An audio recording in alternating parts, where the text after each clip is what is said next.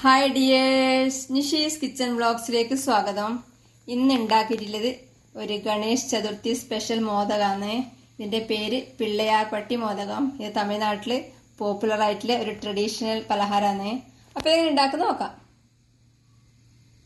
ആദ്യം ഒരു ബൗളിലേക്ക് 1 കപ്പ് പച്ചരി എടുക്കാം. ഇതിലേക്ക് 1/3 കപ്പ് ചെറുപയർ പരിപ്പ് ഇട്ട് കൊടുക്കാം. ഇനി ഇതിലേക്ക് വെള്ളം ഒഴിച്ച് 2-3 വട്ടം നന്നായി കഴുകിയെടുക്കാം. അരിയും പരിപ്പും കൂടെ നന്നായി കഴുകിയെടുത്തിട്ടുണ്ട്. ഇനി ഇതിലേക്ക് നല്ലോണം മുങ്ങി കിടക്കുന്ന പാകത്തിന് വെള്ളം ഒഴിച്ച് ഒരു 15 മിനിറ്റ് മാറ്റി വെക്കാം. അരിയും പരിപ്പും കുതിർത്ത് വെച്ചത് 15 മിനിറ്റിന് ശേഷം കഴുകി വെള്ളം ഊറ്റിയെടുത്തിട്ടുണ്ട്. ഇതിന് വെള്ളം വാർന്നു പോകാൻ വേണ്ടി ഒരു അരിപ്പയിലിട്ട് വെക്കാം. ഇതിന് ഒരു 10 മിനിറ്റ് ഇങ്ങനെ മാറ്റി വെക്കാം. അരിയും പരിപ്പും ഡ്രൈ ആവാൻ വേണ്ടി അരിപ്പയിലിട്ട് വെച്ചിട്ട് ഇപ്പോൾ ഏകദേശം ഒരു 10 മിനിറ്റ് ആയി. ഇതിന് വറുത്തെടുക്കണം. വറുത്തെടുക്കാൻ വേണ്ടി അടുപ്പത്ത് ഒരു ചീഞ്ചട്ടി വെച്ച് ചൂടാക്കിയിട്ടുണ്ട്. ഈ എടുത്തു വെച്ച അരിയും പരിപ്പും ചീഞ്ചട്ടിയിലേക്ക് ഇട്ട് വറുത്തെടുക്കാം. ഇതിന് കുറച്ച് സമയം ഇളക്കി വറുത്തെടുക്കാം.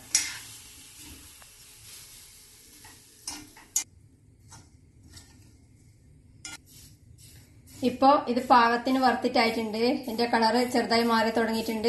പച്ചമണം മാറി നല്ല വറുത്ത മണം വരാൻ തുടങ്ങിയിട്ടുണ്ട്. അധികം ബ്രൗൺ ഒന്നും ആവണ്ട. ഇനി തീ ഓഫ് ചെയ്ത് ഒരു പ്ലേറ്റിലേക്ക് മാറ്റാം.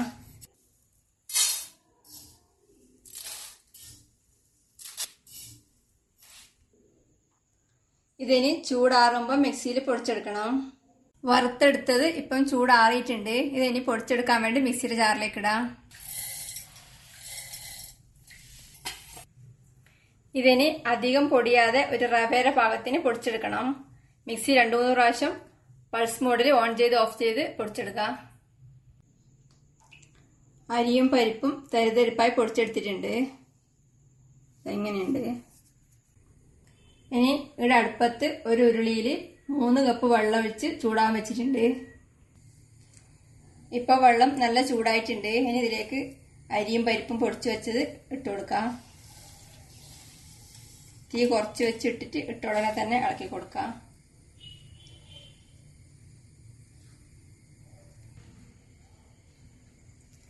ഇത് വേവിച്ചെടുക്കണം. ഇതിന് അടച്ച് വെച്ച് തീ മീഡിയം ഫ്ലെയിമിൽ വെച്ച് വേവിച്ചെടുക്കാം. ഇപ്പോൾ ഇത് വെന്ത് വെള്ളം ഏകദേശം വറ്റിയിട്ടുണ്ട്. ഇനി ഇതിലേക്ക് ശർക്കര ഉരുക്കിയത് ഒഴിക്കണം.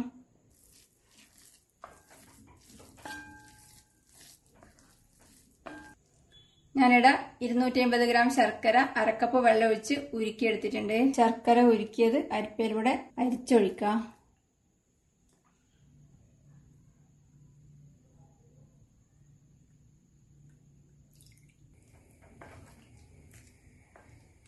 നല്ലോണം ഇളക്കി മിക്സ് ചെയ്ത് വരട്ടിയെടുക്കാം.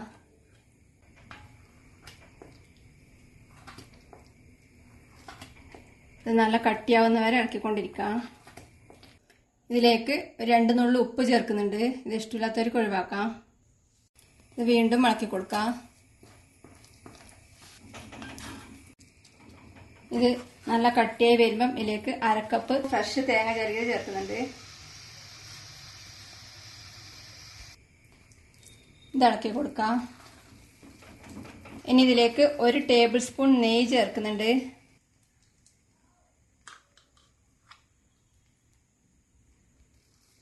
ഇളക്കി കൊടുക്കാം.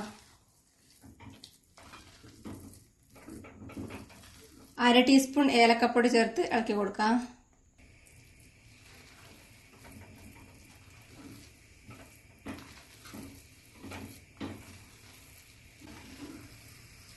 ഇതിപ്പം വെള്ളമെല്ലാം പറ്റി നല്ല കട്ടിയായി വന്നിട്ടുണ്ട്.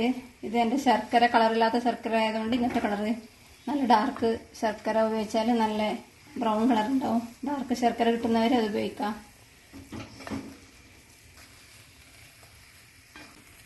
ഇതിനി തീ ഓഫ് ചെയ്ത് ഒരു പ്ലേറ്റിലേക്ക് മാറ്റാം.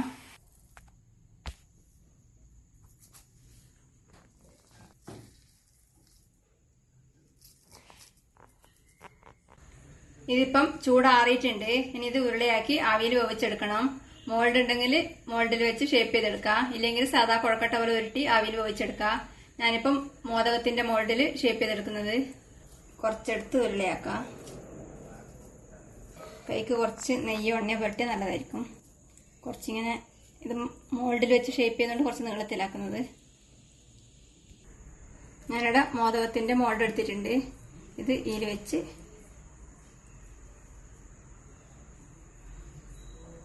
അമർത്തി ഷേപ്പ് ചെയ്തെടുക്കാം.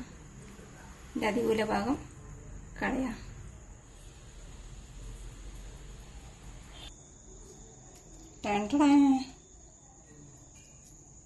ഇങ്ങനെ എടുത്തിട്ട് ഇങ്ങോട്ട് മാറ്റി വെക്കാം. ബാക്കിയുള്ളതും കൂടെ ഇതേപോലെ ഷേപ്പ് ചെയ്തെടുക്കാം.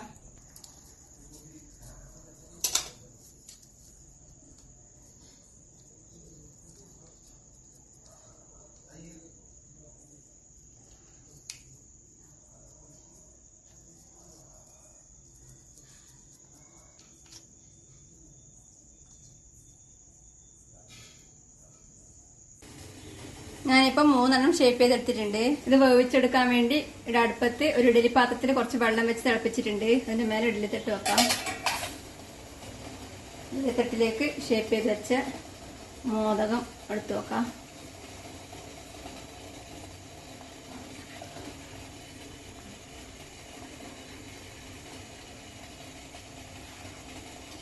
ഇതിനി അടച്ചു വെച്ച് തീ മീഡിയം ഫ്ലെയിമിൽ വെച്ച് 8 മുതൽ 10 മിനിറ്റ് വരെ വേവിച്ചെടുക്കാം. ഇപ്പോൾ ഇത് വേവാൻ വെച്ചിട്ട് ഏകദേശം ഒരു 8 മിനിറ്റ് ആയി. ഇനി തീ ഓഫ് ചെയ്ത് ഇത് പുറത്തേക്ക് എടുക്കാം.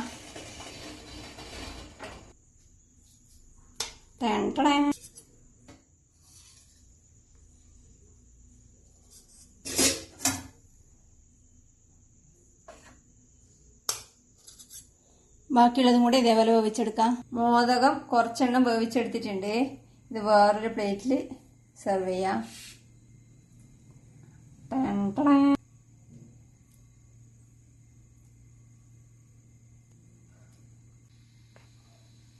നല്ല അടിപൊളി ടേസ്റ്റിൽ പിള്ളയാർപ്പട്ടി മോദകം റെഡിയാണ്. ഉണ്ടാക്കി നോക്കുക. അഭിപ്രായങ്ങളും നിർദ്ദേശങ്ങളും അറിയിക്കുക. സബ്സ്ക്രൈബ് ചെയ്യുക, സപ്പോർട്ട് ചെയ്യുക. Thank you.